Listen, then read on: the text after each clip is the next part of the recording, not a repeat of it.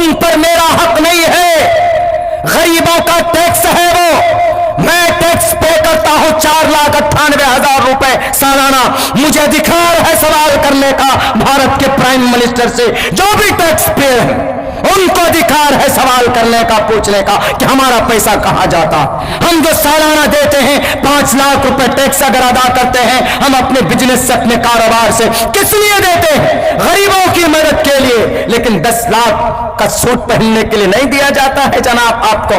کوئی بھی آدمی ٹیکس پے کرتا ہے تو انہوں نے کہا کہ یہ جو 300 روپے ہے، یہ 300 آنا اگر ہے تو یہ میں نے قرآن کریم لکھ کر نقل کر کے اس کا جو مسودہ تیار ہوتا تھا وہ میں فروخت کیا کرتا تھا، ان سے جو ہدیہ اور نذرانہ آتا تھا یہ میرے وہ پیسے ہیں۔ ہے کوئی مائک حلال، کوئی پرائم منسٹر دنیا میں بتائے مجھے اتنی بڑی گدی پر وراجمان ہونے کے باوجود بھی 1 روپے گورنمنٹ کے فنڈ سے نہیں لیا تھا؟ اس بادشاہ کا نام، اس کا نام اورنگزیب عالمگیر رحمت اللہ علیہ، تہجد پڑھتا تھا۔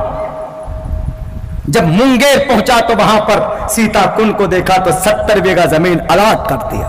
میرے ہندو بھائیوں، منگیر قریب میں، اب تو روڈ بھی بن گئی ہے، چلے جائیے سیتا کن، منظر قاسمی صاحب بڑے بھائی صاحب جانتے ہیں، وہاں رہے ہیں، بہت امیر شریعت کی رحمت اللہ علیہ کے ساتھ بہت رہتے تھے۔ جائیے سیتا کن کا پانی آج بھی گرم نکلتا ہے۔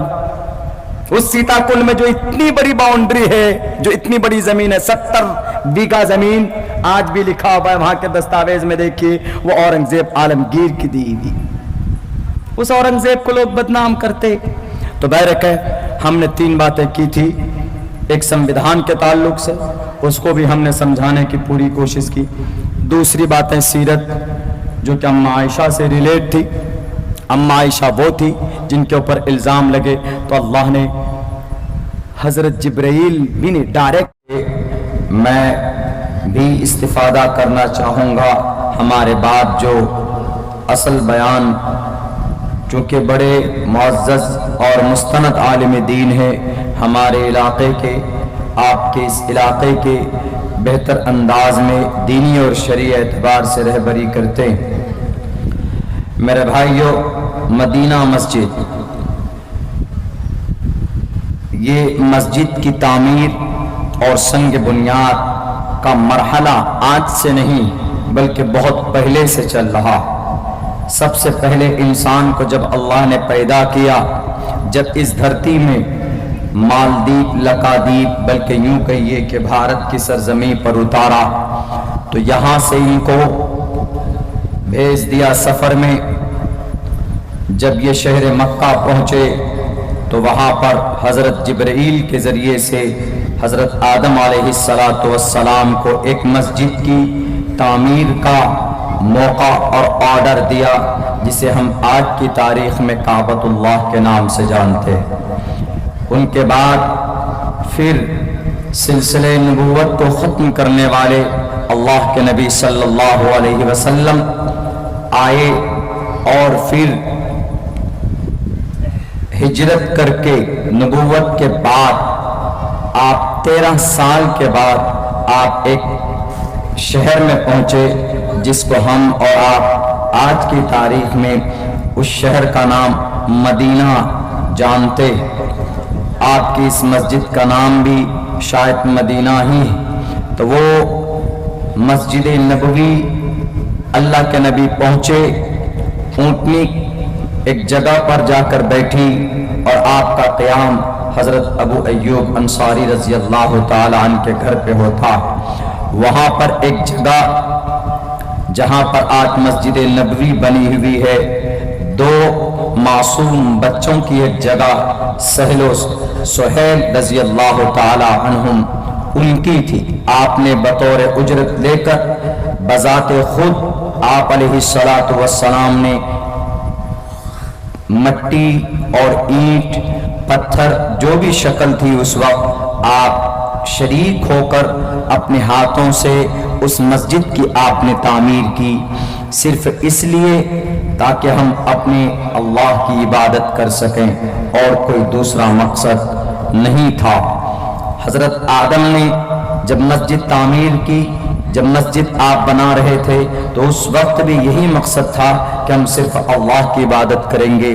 ان کے بعد پھر اللہ کے نبی علیہ الصلاۃ والسلام نے ایک دوسری نئی مسجد کا نرمان کیا.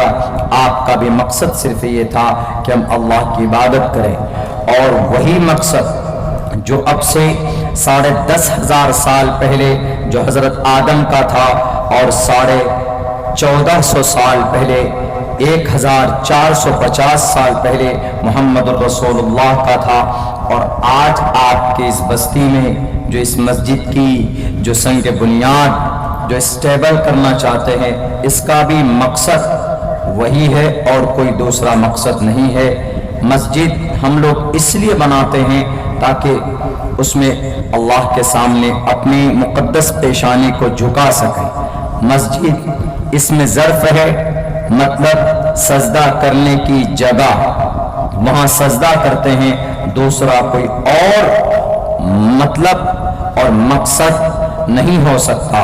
ہمارے بہت سے برادران وطن جو ہیں، ان کے ذہن میں کچھ بھائی ایسے ہیں کہ غلط فہمی ہوتی ہے کہ نہیں، مسجد کے اندر کچھ اور بھی کوئی اور چیزیں ایسی ہے جو ہارمفل ہو، نقصان دہ ہو، وہ سکھایا جاتا ہے.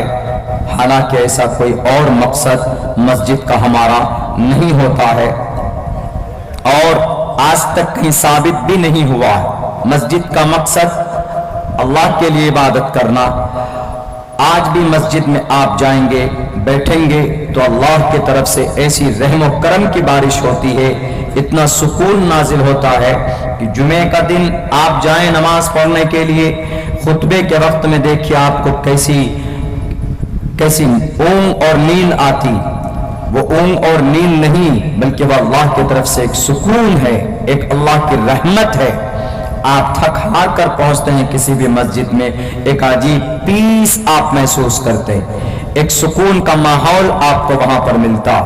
اللہ کے نبی علیہ السلام کا فرمان بھی ہے، ان احب البلاد الی اللہ مساجدها. اللہ کی نظر میں سب سے محترم کوئی جگہ ہے پورے 6.5 کروڑ 30 لاکھ مربع میل کی اس پرتھوی پر، اس زمین پر، تو وہ سب سے محترم جگہ وہ مسجد اللہ کو پسند. اور کوئی ناپسند اگر جگہ ہے، وہ ابغض البلاد الی اللہ اسواقها. اور سب سے زیادہ ناپسند کوئی جگہ ہے تو وہ بازار اور مارکیٹ اور دکان کی جگہ. شیطان وہاں پر بستے. چائے کی دکان پر بیٹھ کر ہم ایک دوسرے کے خلاف گلے شکوے کرتے، اس وجہ سے اللہ کو وہ جگہ ناپسند.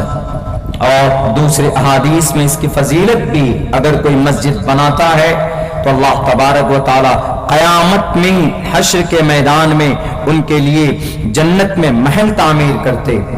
اور پھر انما یعمر مساجد اللہ، قرآن کریم میں کئی آیتیں ایسی ہے جو مسجد کی اسٹیبلش کے اوپر دلالت کرتی. اسی لیے ہم لوگ اگر بناتے ہیں تو دنیا میں بھی ہمارا پیسہ صحیح جگہ پر لگتا ہے، اور اگر عبادت بھی کرتے ہیں تو مرنے کے بعد آپ کو انشاءاللہ یہ عبادت، یہ نیکی کی شکل میں آپ کو ملے گی. میرے بھائیوں، سمویدھانک اعتبار سے، قانونی اعتبار سے کسی بھی دھارمک پیلیس کو بنانا یہ مائنورٹیز کا حق ہے. مائنورٹی کون؟ مائنورٹی آپ ہیں. مائنورٹی اس دیش میں مسلمان، دلت، آدیواسی، یہ سب all minorities, scheduled tribe and scheduled caste, ST SC، یہ جتنے بھی لوگ ہیں یہ سب کے سب مائنورٹی میں آتے. مائنورٹی کا مطلب کم تعداد میں ہے، اقلیت میں ہے، اس لیے ان کو مائنورٹی کہا جاتا. میجورٹی میں کون؟ ہمارے برادران وطن اس ملک میں میجورٹی میں مانے جاتے. تو ان مائنورٹی کے لوگوں کے لیے ایک پراودھان ہے سمویدھان میں، قانون میں، آئین بھارت میں ایک دفعہ ہے، دفعہ نمبر 30. اس میں ان مائنورٹیز کے لیے ان کو ایک ادھیکار دیا جاتا ہے. لکھا ہوا ہے آرٹیکل نمبر 30 میں. میں شاید کسی مدرسے کو بند کرنے کی بات چل رہی تھی تو وہاں پر میں نے اس کو ایکسپلین کیا تھا. آل مائنورٹیز، رائٹ آف مائنورٹیز، یہ ہیڈنگ ہے, یہ لائن ہے संविधान کی 30 نمبر کے دفعہ میں رائٹ آف مائنورٹیز, مائنورٹی کے کیا حقوق ہیں.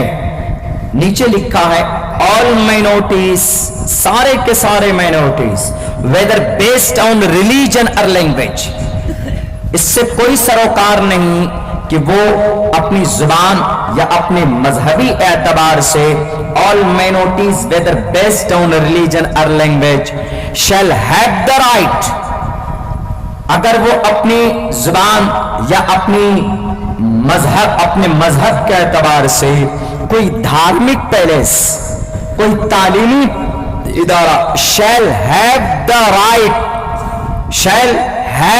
right, ان کو ادھیکار ہے, ان کو اجازت دی جائے گی, shall have the right to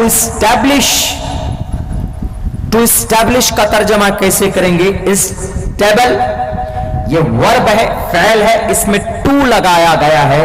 انگریزی میں کسی بھی فعل کو مصدر بنانا ہو, ہمارے علماء جانتے ہیں مصدر کس کو بولتے ہیں, تو وہاں پر ٹو لگا دیتے ہیں. جیسے گو جانا, جاتا ہے, اس میں ٹو لگا دیں گے, اس کا مطلب ہو جائے گا جانا. To go to somewhere, کہیں پر جانا. ٹو کم ہیئر, کہیں پر آنا. تو یہ shall have the right to establish, بنیاد ڈالنا, اسٹیبل کرنا, کھڑا کرنا. تو سارے مائنورٹیز کو یہ ادھیکار ہے, یہ پرمیشن ہے, shall have the right to establish an administration, committee بنانے کا. کمیٹی بنتے ہیں, یہ جلسہ ہے, ایک کمیٹی بنائی گئی. shall have the right to establish an administration, educational institutions and dharmic and religious places on their choice, وہ اپنی مرضی سے مسجد کی کمیٹی, مسجد کے ذمہ دار اپنی مرضی سے مسجد بنا سکتے ہیں, تعلیمی ادارے بنا سکتے ہیں, اس میں کوئی کسی کو منع نہیں کر سکتا. یہ قانونی اسٹیٹس ہے آپ کا. اگر آپ کہیں مسجد بناتے ہیں تو کسی کو یہ ادھیکار نہیں ہے کہ آپ کے مسجد کو کوئی روکے, یا کہیں پر ہمارا دلت بھائی اپنے عقیدے